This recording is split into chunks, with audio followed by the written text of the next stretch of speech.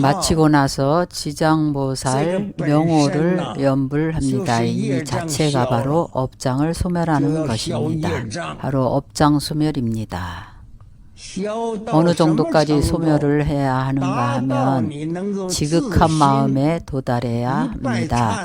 참회 기도를 해서 마음이 지심이 되고 정성스러우면 상응합니다. 어떤 불자들은 참회 기도를 할 때에 절을 하다가 통곡을 하게 됩니다. 자신의 업장을 생각하고 금생에 받는 고난을 생각하면 아주 쉽게 상응을 합니다. 그래서 이 점찰 윤상을 쓰는 것과 운명을 점치는 사주팔자와 같이 보면은 그것은 잘못된 것입니다. 여러분들이 돈 몇 푼 주고 사람들에게 점괘를 뽑아보는 것하고는 그렇게 보아서는 안 됩니다. 한번 구하고 점괘를 뽑아보면 영험을 보이는 것이 아닙니다. 여러분들이 점괘를 뽑아보고 점찰 윤상을 사용할 때에 검증을 해야 합니다. 처음으로 이것을 사용할 때에는 첫 7일이나 2주 동안은 상응하지가 않습니다. 먼저 자신의 제업을 한 생에 진행 중인 제업을 참회해야 합니다. 왜냐하면 우리의 마음이 들떠 있기 때문에 마음이 안정이 안 되어 있는데 윤상이 어떻게 상응하겠습니까? 일주일, 2주일 절을 하고 나서 업장이 가벼운 사람은 일주일을 절을 하고 나서 다시 윤상을 보면 상응합니다. 업장이 약간 중한 사람은 2주 정도 절을 해야 합니다. 어떤 사람은 3주, 21일 절을 해도 윤상이 안 나타나는 경우도 있습니다. 나타난다 해도 상응하지 않습니다. 나타나지 않는다는 것은 적합지 않다는 것입니다. 분명히 살생업이 없는데 윤상에서는 살생업이 나타납니다. 분명히 탐심이 없는데 윤상에서는 탐심이 나타납니다. 탐진치 번뇌입니다. 평소에 전혀 거짓말을 하지 않는데 윤상에 나타난 것이 거짓말이 나왔다면 그것은 상응하지 않는 것입니다. 예를 들어 평소에 사람들 사이에서 이간질하는 것을 좋아하는데 장서방, 이서방 이야기를 하고 이시엔데 장씨 이야기하는 것을 좋아합니다. 그런데 윤상에서는 양설이 없다고 나옵니다. 자신이 어찌 모르겠습니까? 자신이 하루 동안 양설을 한 것을 반드시 참회를 해야 합니다. 사실과 윤상이 서로 부합해야 합니다.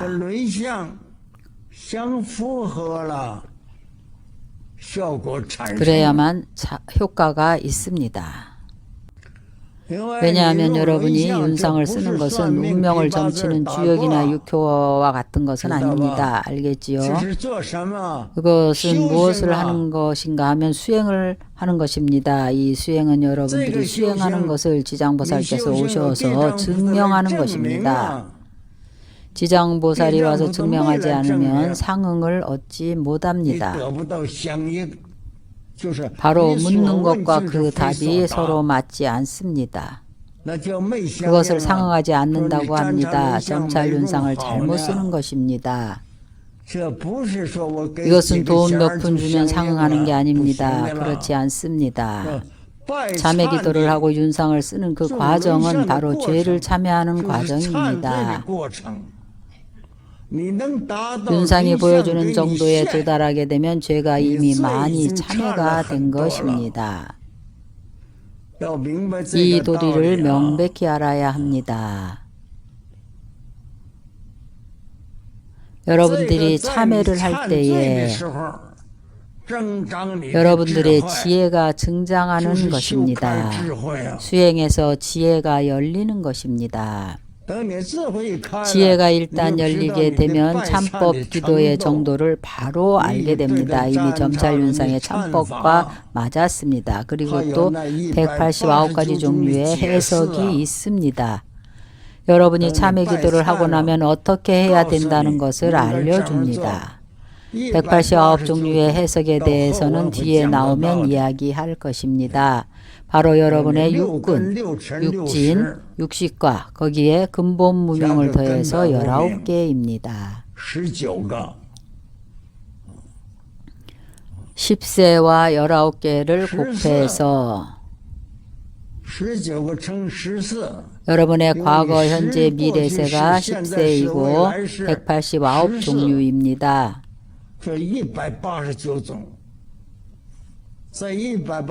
이런 어떠한 숫자도 이 189 종류를 초과하지 않습니다. 육군, 육진, 육식, 3 곱하기 6은 18개의 근본 무명을 더합니다. 하나도 여기에서 벗어나지를 못합니다. 무량거 이래로부터 온 것입니다. 점찰은 선과 악을 보는 것입니다. 선과 악의 업은 모두 육군, 육진, 육식에다 근본 번뇌의 무명을 더해서 만들어진 것입니다. 매일매일 죄를 참회하는 기도를 하기 때문에 참회를 해서 상응하면 업장이 소멸하고 지혜가 자라납니다. 그 윤상이 바로 자신의 지혜입니다. 지혜가 등장하면 자연히 상응하게 됩니다. 그러면 여러분들이 물어볼 수 있습니다. 극락세계에 날 수 있는지 없는지를. 당생에 큰 지혜가 열리게 됩니다. 당생에 점찰참법을 해서 사과의 아라한가를 증득할 수가 있습니다. 혹은 7주의 보살의 지위를 증득할 수가 있습니다. 여러분들이 참회절을 해서 상이 없는 무상의 경계에 도달하게 되면 무상, 무원을 성취하게 되면 그것이 바로 대보살입니다.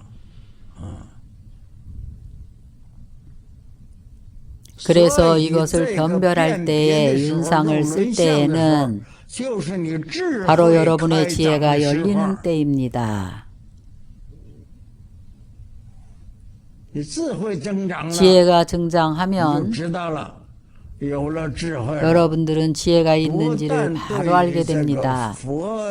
부처님의 가르침뿐만 아니라 지장보살의 가르침에도 지혜가 있습니다. 세간의 문제를 처리할 때도 처리하는 것이 상당히 적합하게 됩니다. 가정 문제, 사회 문제, 사업 문제에 대해서도 지혜가 있습니다. 지혜가 있으면 장애가 사라집니다.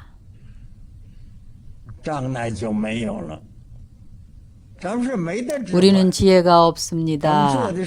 우리가 하는 일이 다 적절하지가 않습니다. 지혜가 없어서입니다. 189가지를 다 맞출 수가 없습니다. 지혜가 없어서입니다. 여러분이 다 맞출 수 있게 되면 선도 좋고 악이라도 좋고 그 숫자에 딱 맞게 되면 곧 지혜가 열린 것입니다. 지혜가 열리면 이익을 얻을 수가 있습니다. 이것은 윤상이 나타내 주는 것입니다.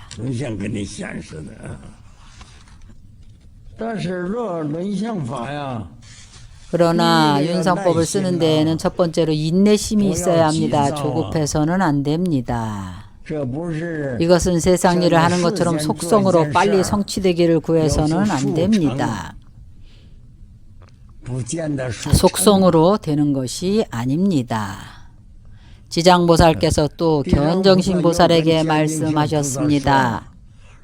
선남자여, 만약에 미래세 중생이 생로병사에서 해탈하기를 구하거든 생사에서 벗어나고자 하는 것입니다.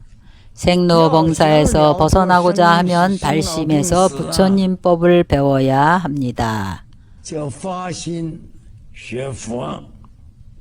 발심해서 선정을 닦아야 합니다. 무상의 지혜를 닦아야 합니다. 마땅히 먼저 숙세에 지은 악업이 얼마나 되는지를 관찰해야 합니다. 내지는 가벼운지 무거운지, 만약 악업이 많은지 또 얼마나 두터운지를 이때는 선정과 지혜를 닦아서는 안 됩니다. 닦는다 해도 성취할 수가 없습니다. 修也不得成，自己业障很重。 자신의 업장이 매우 중하면 장애가 매우 많습니다. 이때는 어떻게 해야 되는가 하면 먼저 참회법을 닦아야 합니다. 이것은 바로 지장보살께서 우리에게 참회법을 닦으라고 알려주시는 것입니다. 이것을 참회기도라고 합니다.